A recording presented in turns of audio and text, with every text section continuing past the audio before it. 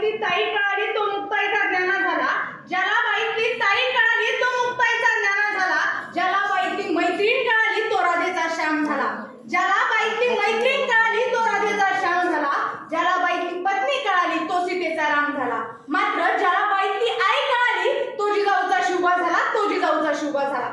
मित्रांनो, ज्यावेळेस शाहिस्ते खानाची फोटो छाटली गेली ना, त्यावेळेस त्याची बहीण येऊन त्याच्याकडे म्हणू लागली, हुजूर गजब हो गया वो नराधम सिवा मेरी छोटी बच्ची को ले गया.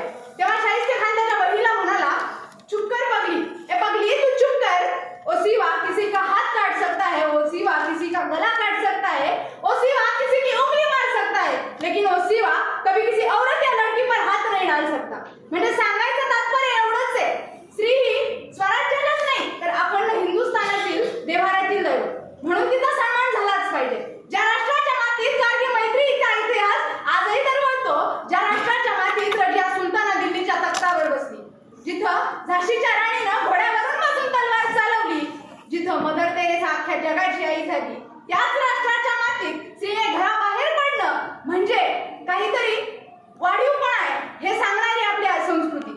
अरे जर आपण स्त्रियांचा सन्मान जर करायला नाही म्हणत असू तर या राष्ट्राच्या मातीत खरंच तिचा सन्मान होईल का? आज 21व्या शतकात मुलगा म्हणजेच वंशाचा दिवा हे पुसटलेले विचार आजही जिवंत आहेत. पण स्त्री ही फक्त वंशाची पणती किंवा वंशाचा दिवा नाही, तर स्त्रीने जर ठरवलं तर ती एक तारा सुद्धा होऊ शकते. म्हणजे आजचं वास्तव जर बघितलं तर ती आपल्या म्हाताऱ्या आई वडिलांचा मदतीचा हात होऊन माणुसकीची जात निभावू शकते, ही आजची स्त्री. आपल्या देशातील एखादी स्त्री राष्ट्रपती होते या विचारानेच मला आनंद मिळतो, पण त्याच देशात कित्येक स्त्रियांना घराबाहेर पडता येत नाही हे आपल्या देशाचं दुर्दैव आहे. याचा नार्यस्तुं पूज्यते म्हणजेच जिथं स्त्रीचा सन्मान होतो तिथं साक्षात लक्ष्मीचं अस्तित्व असतं असं सांगणारी आपल्या भारताची संस्कृती. पण त्याच संस्कृतीत मुलीने घराबाहेर न पडावं एवढी का आपल्याला भीती वाटते? म्हणजेच आपल्या देशातील स्त्री सुरक्षित नाही का? शिवाजी महाराजांच्या काळात महिलांना 1,500 रुपये भेटायचे नाही, लाडकी बहीण सुरक्षित बहीण योजना नव्हती, लाडकी बहीण योजना शिवाजी महाराजांच्या काळात नव्हतीच, महिलांना 1,500 रुपये महिना भेटतच नव्हता. पण लाडकी सुरक्षित बहीण योजना मात्र माझ्या राजांनी तेव्हा आजमावली होती आणि अंमलबजावणी केली होती.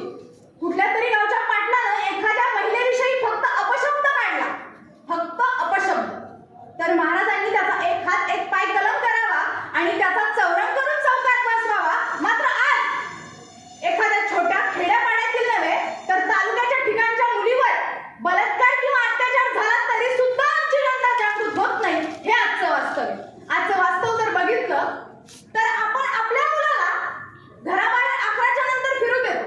मुलीला किती संस्कार, तू 11च्या नंतर बाहेर फिरायचं नाही, तू छोटे कपडे घालायचे नाही, तू ह्याच्याशी बोलू नको, तू त्याच्याशी बोलू नको, कॉलेजला गेली की कॉलेज सुटल्यानंतर घरी ये, एवढे अनलिमिटेड संस्कार आपण जर मुलींना देत असू त्यापेक्षा आपल्या घरातल्या मुलाला, आपल्या घरातल्या वंशाच्या दिव्याला एक संस्कार द्या. समोर जी दिसतीये ती फक्त तुझी ताई नाही, समोर दिसणाऱ्या प्रत्येक स्त्रीमध्ये, प्रत्येक बाईमध्ये तू तुझी आई आणि ताई शोध. हा एक संस्कार जर दिला ना तर आपली चिमुरडी, आपली बहीण, आपली ताई, आपली आई आणि समाजातील प्रत्येक बाई या समाजात सेफ असेल. आज खरंच मुलींना सुरक्षितता आहे का? मुलींना बाहेर पडायचं म्हटलं तरी आजही इथं जेवढ्या मुली जमल्यात तेवढ्या येताना स्कार्फ बांधून आल्या का? तर माझ्याकडे एखादा मुलगा वाईट नजरेने पण. आज कित्येक पालकांसमोर प्रश्न आहे, मुलगी जन्माला घालावी की नाही? पण मुलींचं हे अधोगतीला जाणारं प्रमाण जर वाढवायचं असेल तर मुलींचं अस्तित्व काय हे जनतेसमोर आणण्याची आज खरंच गरज आहे. मुलगी म्हणजे फक्त घरात चूल किंवा मूल एवढीच नाही, तर राष्ट्रपती होऊ शकते. तिने ठरवलं तर ती पायलट सुद्धा होऊ शकते. भारताची पहिली महिला पायलट कोण हा प्रश्न जरी विचारला तरी शाळेतल्या मुलांना सांगता न यावं ही आजची परिस्थिती आहे. आणि एखाद्या मुलाला किंवा एखाद्या मुलीला जर तुम्ही शाळेत विचारलं भारताची पहिली महिला पोस्टमन कोण तरी सांगता येणार नाही. पण त्याच भारतात आजची राष्ट्रपती एक महिला आहे हे नक्की सांगता येईल, कारण ते आजचं वास्तव आहे ना. वास्तव सगळ्यांना माहित असतं, पण जिजाऊंनी जर त्यावेळेस शिवाजी महाराजांना सांगितलं नसतं ही गुलामगिरी उपडून काढ तर कदाचित आज स्त्रिया थोडंफार जे स्वातंत्र्यपणाने जगतायत तेही महिलांना कधी जगता आलं नसतं. आज आमच्या शाळेत किंवा आमच्या कॉलेजात अभिमान वाटतो सांगायला शिक्षकांपेक्षा शिक्षिकांचं प्रमाण जास्त आहे, कारण की हे दिलेलं स्वातंत्र्य महिलांना त्यांना घटनेनं दिलंय ना तेच त्यांना अनुभव द्या. म्हणजेच आज जर एखाद्या स्त्रीवर घटस्फोटाची वेळ आली तर अख्खा समाज तिला घटस्फोटित म्हणून मोकळा होतो, पण त्या स्त्रीला जेव्हा कोर्टात जाण्याची वेळ येते तेव्हा अख्खा समाज तिच्या विरोधात उभा राहतो आणि म्हणतो जर तू थोडंसं संयमानं घेतलं असतं, तू थोडीशी लिमिटमध्ये राहिली असती तर नक्कीच तुझा संसार टिकला असता. पण हेच तुम्ही एका पुरुषाला का सांगत? जसं महिलांना तुम्ही स्वातंत्र्य द्या असं म्हणतो आपण. 15 ऑगस्ट 1947 रोजी भारत स्वतंत्र झाला, पण आज जेव्हा पाकिस्तान हल्ला करतो तेव्हा प्रश्न पडतो ना, खरंच भारत स्वतंत्र झालाय का? मग त्याच 15 ऑगस्ट 1947ला जेव्हा भारत स्वतंत्र झाला तेव्हा आंबेडकरांनी लिहिलं असेल ना कुठेतरी राज्यघटनेत की महिलांना एवढं स्वातंत्र्य द्या, पण ते दिलंय. समानतेच्या दृष्टीने तुम्ही म्हणता की महिलांना एसटीत हाफ तिकीट आलं म्हणजे महिलांना स्वातंत्र्य, असंही कितीतरी जणांचं म्हणणं आहे. पण त्याच महिलेला स्वतःच्या लग्नाचा डिसिजन घेण्याचा अधिकार सुद्धा या समाजाने दिला नाही. म्हणजे सांगायचं तात्पर्य एवढंच आहे, आपण म्हणतो शाहू फुले आंबेडकरांचा महाराष्ट्र, साधू संतांचा महाराष्ट्र, छत्रपती शिवाजी महाराजांचा महाराष्ट्र, पण ज्या महाराष्ट्रानं फक्त साधू संतांच्या ओव्या ऐकल्या ना तोच महाराष्ट्र आज मुलींच्या आर्तकिंकाळ्या ऐकतोय वाचवा वाचवा म्हणून साथ घालता. ज्या सह्याद्रीनं ज्या महाराष्ट्रानं छत्रपती शिवाजी महाराजांची हर हर महादेवाची गर्जना ऐकली ना तो सह्याद्री आज मुलींवर रेप होताना वाचवा वाचवा म्हणून आर्तकिंकाळ्या ऐकतो. ज्या सह्याद्रीनं संभाजीराजे शिवाजीराजे जिजाऊंच्या कुशीत मोठे होताना पाहिले तोच महाराष्ट्र आज मुलींना, तोच सह्याद्री आज मुलींना चुकीच्या घाणेरड्या नजरेत वाढताना पाहतो. म्हणजे सांगायचं एवढंच आहे तात्पर्य की आज महिला जर सुरक्षित नसेल ना तर काहीच होऊ शकत नाही. म्हणजे मुलगी जन्माला घालणं हे फक्त स्वातंत्र्याच्या किंवा समानतेच्या दृष्ट्या बरोबर नाही, तर तुमच्या माझ्या जन्माचं मूळ जर कोणतं असेल तर तो म्हणजे स्त्रीचा जन्म.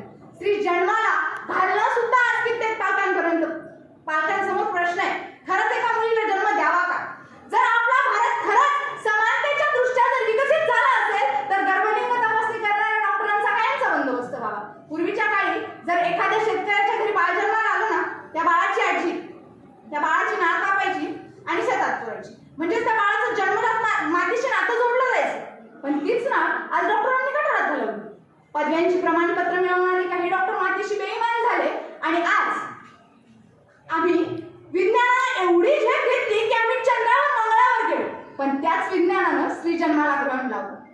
आज कित्येक पालक असे जे मुलगी जन्माला येणार म्हणून त्याचं स्वागतही करतात, पण कित्येक पालक असेही आहेत ज्यांना मुलगी जन्माला घालणं दडपण वाटतं. म्हणजे एखाद्या हॉस्टेलमध्ये 500 किंवा 600 मुली एखादी ऑर्डन सांभाळत असेल तर ती त्या फक्त मुली नाही तर 500 ते 600 पालकांचा विश्वास सांभाळते. म्हणजे सांगायचा मुद्दा एवढाच आहे, मुलगी जर समाजात सुरक्षित नसेल ना, आज मंजुळासारखी स्त्री जर कायद्याच्या जेलमध्ये सुरक्षित नसेल, कारागृहात सुरक्षित नसेल तर कोपर्डीच्या ताईसारखे कित्येक ताई येतो ज्या या समाजात सुरक्षित नाही. आणि म्हणूनच हा समाज हे भारताचं स्वातंत्र्य देणारं संविधान जर खरंच असेल ना तर महिलांना स्वातंत्र्य फक्त तुम्ही कामाच्या ठिकाणी घरात नाही तर उंबरठ्या बाहेर पडलं ना की तुमची चिमुरडी आर्तकिंकाळ्या तुमच्या चिमुरडीच्या तुमच्या कानावर पडल्या नाही याची तयारी प्रत्येक पालकाने केली पाहिजे. तुमच्या मुलीला तुम्ही देताय तेवढं स्वातंत्र्य खूप आहे असं तुम्हाला वाटतंय, पण बंधनं लागतात ती काही कमी आहे. म्हणजेच सांगायचं एवढंच आहे, छत्रपती शिवाजी महाराजांनी स्वराज्याची स्थापना केली आणि छत्रपती शिवरायांच्या आई जिजाबाईंनी त्या स्वराज्यात मुलींना तलवार धरायचं शिकवलं. शिवाजी महाराजांच्या घरात अशी एकही स्त्री नव्हती जिला तलवार वाजवी येत नव्हती, पण आजच्या स्त्रियांना फक्त स्वयंपाकाला नाही तर तिला काही येत नाही असं समजणारे असा समाज आहे. मुलगी कॉलेजला जातीय सांगितलं तर तिला विचारलं जातं स्वयंपाक येतो का? फक्त स्वयंपाक एवढंच लिमिटेड नाही तर मुलींना स्वातंत्र्य देण्याबरोबर आवाजाचा जर विचार केला ना तर आज या स्पर्धेत सांगायला सुद्धा अभिमान वाटतो, मुलांपेक्षा मुली जास्त स्पर्धेत. म्हणजे जर स्पर्धा घेणाऱ्या म्हणजे ही स्पर्धा आयोजन सुद्धा एका स्त्रीच्याच स्मृतीनिमित्त केली आहे. सांगायचा उद्देश एवढाच आहे, आज स्पर्धा एका स्त्रीच्या स्मृतीनिमित्त आयोजन केलं. स्पर्धा आज एका स्त्रीच्या स्मृतीनिमित्त आयोजन केलंय, एका जिजामातेच्या एका जयंतीनिमित्त आयोजन केलंय आणि मला सांगायला नक्की आवडेल की ही स्पर्धा स्त्रिया जिंकणार. धन्यवाद.